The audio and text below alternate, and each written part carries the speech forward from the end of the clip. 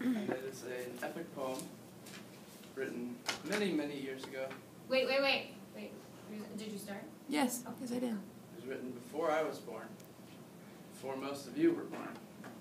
And I've actually found a lost text, and it describes the life of a suitor that is unnamed, but it is his life going through the suiting process. But it's not really in the book of the Odyssey. I think it got cut somewhere along the way. So it starts off, it's titled The Suitor. The sight, it's not a poem. The sight was one of looking unto pigs at the trough, no respect for the grounds on which they stayed. It was a wild jamboree of thieves and freeloaders, too royal to do any work. The palace was decadent, with gold decorations hanging from the columns, the scent of roasted meat moving through the air, baked breads, spilt wines, and dozens upon dozens of men who had taken their ease on the queen's rugs. That was the scene which awaited me. I had come to this palace in order to take the queen as my own, for a fair prize as she. Such a prize would be the only thing to draw a crowd of such size to the doorstep of old King Odysseus. If the dead king had been there today, I tell you he would have slaughtered every single one of them, without mercy toward what they had done to him. His house was desecrated, his belongings used up, his servants abused and often raped, his food taken as their own, his wealth squandered on their selfish habits. I had taken 2 steps into the hall, and I realized not a single one of them, of the lot, had an ounce of respect left for the man whose roof under which they dwell. The man who defended most of their fathers in battle, they now put him out the door, his own door, as they do, and they do as they please. I shall never become one of these. The night fire was roaring in the center of the palace as the stars above shone the brilliance over the land.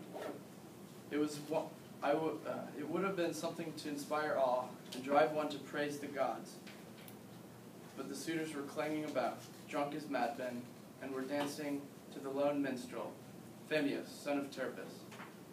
The minstrel looked fearful of his surroundings, as he could have easily been trampled, but he seemed far more fearful of stopping the music. It was as though the suitors were forcing him to play, and he could do naught but oblige. That night was the night my first sight of the queen. Oh, beautiful Penelope, how I wished I could have broken free from the crowd of swooping fawners and stolen you away to a peaceful land. These beasts do not deserve you. They stand here loud and primal, whooping for your attention. They are not suitors, they are rude and vile creations of demons. How I wish I could take you up into those stars, those creations of Gaia. I've made friends among the beasts, as I must assert my claim for floor space. Oh, these are different times and time. My claim is now as great as any. Penelope has since recognized me. My skills in the discus far surpass those of the men here, except for a chosen few who are mightier than I. I have found pleasure in the winding down of the night into the feasts I dive. The midday feast of which I partake is an extraordinarily rich one, as the servants bring out the grapes, sweet wines, and the breads. I cannot go a day without the feast, for they are part of the suiting, and we suitors are men who need much nourishing. This nourishment is graciously provided by Penelope, my prize. Antinous, a fellow man here at the palace, was intent upon learning my past. He had a way about him, a scheming look in his eyes all the time, yet friendly enough so that I could call him a friend. He learned of my past, my travels, my conquers, my spoils, and I learned of his. Antinous was a good man. One day, there was this old man brought into town by the boy prince Telemachus. We took him in as he queerly walked around, hobbling on his cane. He did not walk around like the other beggars, asking for food or coin. No, this man was strangely focused on the goings-on of the circles of suitors. He must have been hit on the head. He came around later asking for scraps, anything.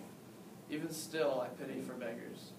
Men were throwing scraps at him, others intentionally oblivious to his existence. When none of the others were looking, I gave him an apple, and he placed it in his sack. The beggar looked away on his cane, but not before I could give him a quick kick in the back to incite an enormous roar of laughter from the other men. A moment later, I heard Antinous drunk yelling at the beggar. We men all joined in, all creating more and more fun and havoc. Then the stool was thrown, and Antinous stood alone. He had thrown a stool at the old man, and it shattered on his wrinkly body, and the palace was silent. Apologies were thrown out for Antinous's sake, and that was that for the day. The night was exceptionally cold, the dark was exceptionally dark, the silence was exceptionally quiet. In the distance I could hear an eagle scream. I felt remorse for having kicked the old man, but he was irrelevant. He didn't matter anymore. He wasn't important to my story. That's my short story.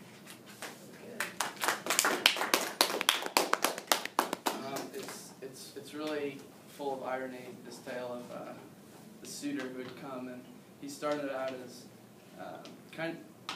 it kind of has like distinct parallels to Amphimenus in the story, and like Amphimenus has been called kind of like a tragic hero because he wasn't really that bad of a guy, yet Athena and Odysseus in the end killed him, and so it was a little. This is kind of playing off him, where he comes out and he's so respectful to the queen. He's like he comes out and he's like so respectful to the queen, and he's like saying, "You are such a beautiful prize, and I wish I could not be one of these people. I will never be one of these men who sits around eating and drinking and destroying the great king Odysseus' palace."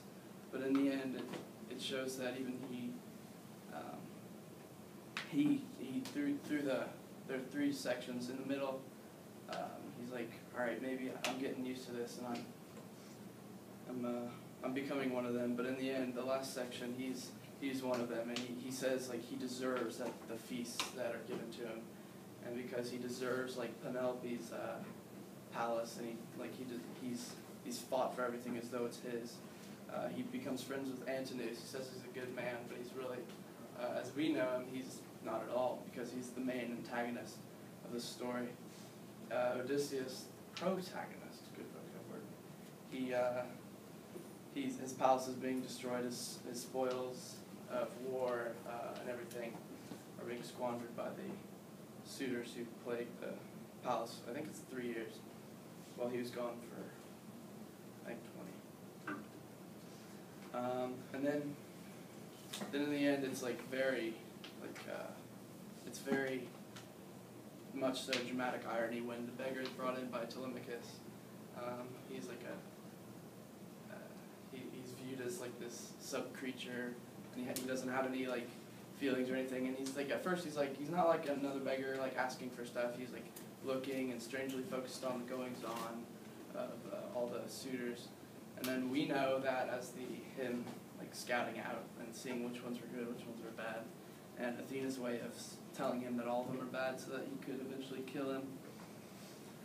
And then in the end, it tells the little story of Antinous' rage, and he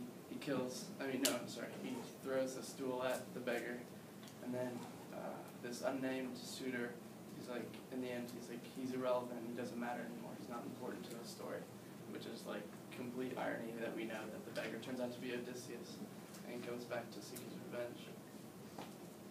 Any questions? Cool.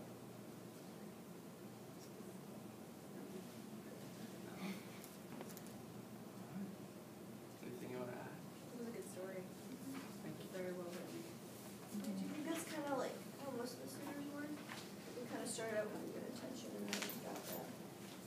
It's very, it's possible. Yeah, we only know of like when they were like evil, like at the end. And so, and in the middle, like when they were all partying all the time. But I don't think all the suitors are like this. This is just a little case. All right. Okay, great. Round of applause.